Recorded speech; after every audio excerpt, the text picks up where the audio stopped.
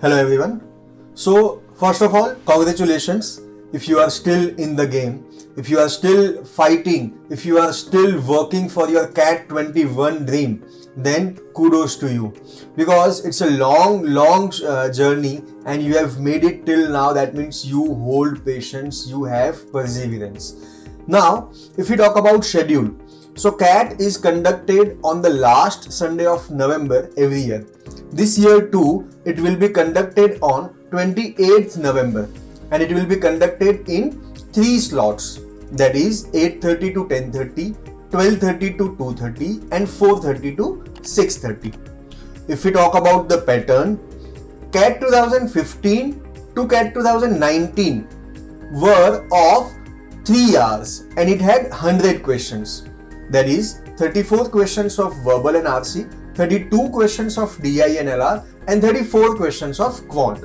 But last year, due to COVID situation, they had to shorten the exam. So it was conducted for 2 hours and there were 76 questions.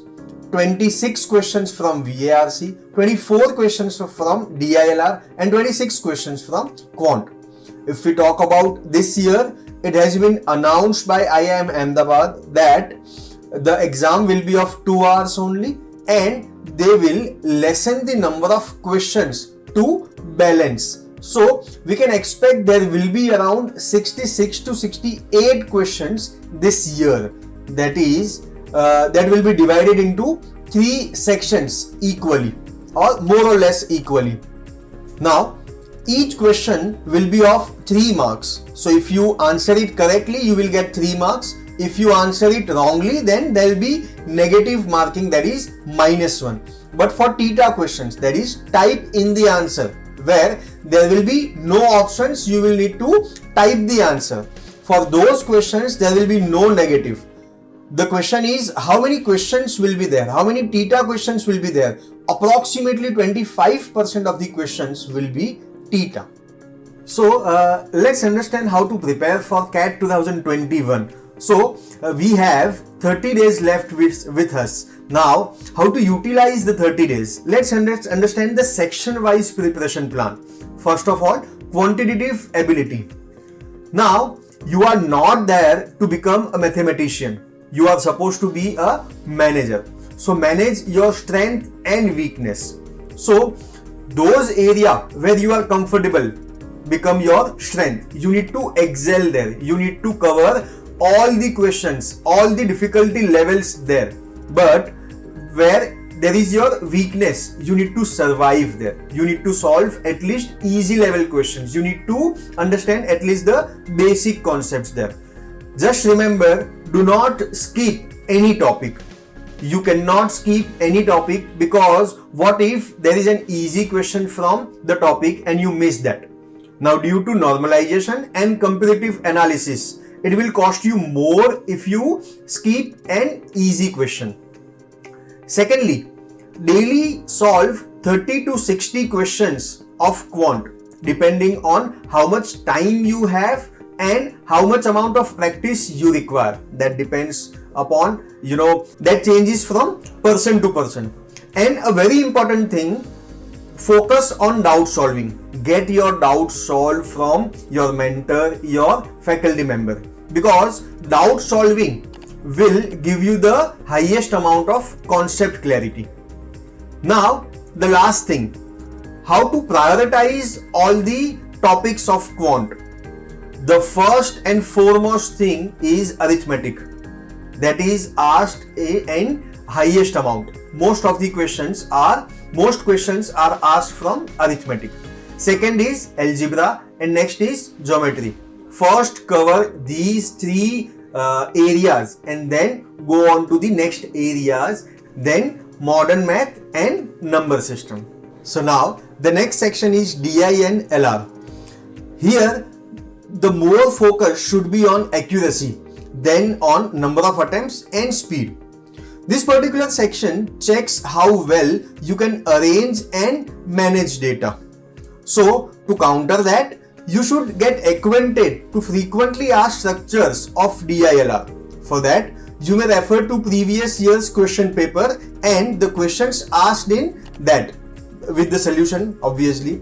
So specifically papers after 2015, here your focus should be more on topics like tables, arrangements, caselets, mixed graph, pie charts, etc. Try to solve 5 to 10 sets of DILR on daily basis, and don't forget to get your doubts solved by your mentor. Next up is the section VARC, that is verbal ability and reading comprehension. That is one line message for this particular section, that is reading, reading, reading. The more you read, the more score you will able to get in this particular section. Here your focus should be on getting familiar with reading long and dense passages. The particular section has been designed like majority of the questions are asked from reading comprehension and remaining are from VL, that is verbal logic, specifically 3 particular types of questions, that is para jumbles, odd man out and para completion. To counter that, solve 4 to 8 passages of RC on daily basis. At the same time, try to solve 10 to 20 questions of verbal logic on daily basis.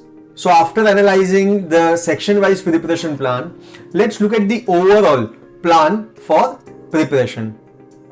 So the first thing that I would like to suggest is maintain a schedule tracker. First of all, how to make the schedule, how to make the daily schedule. So that was the section-wise preparation plan. Now for overall preparation plan, first thing that I would like to suggest is maintain schedule tracker.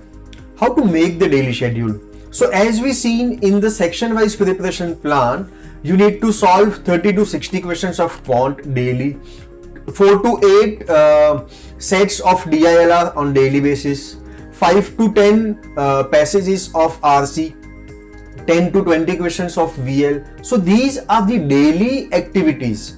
You need to mention them in a table and then tick or cross according to whether you could solve that or not. If you could complete that, then tick. If you could not, then cross. Try to achieve maximum tick marks.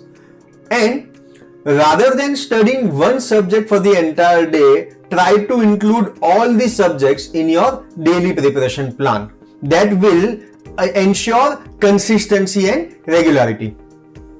The second thing is mock analysis.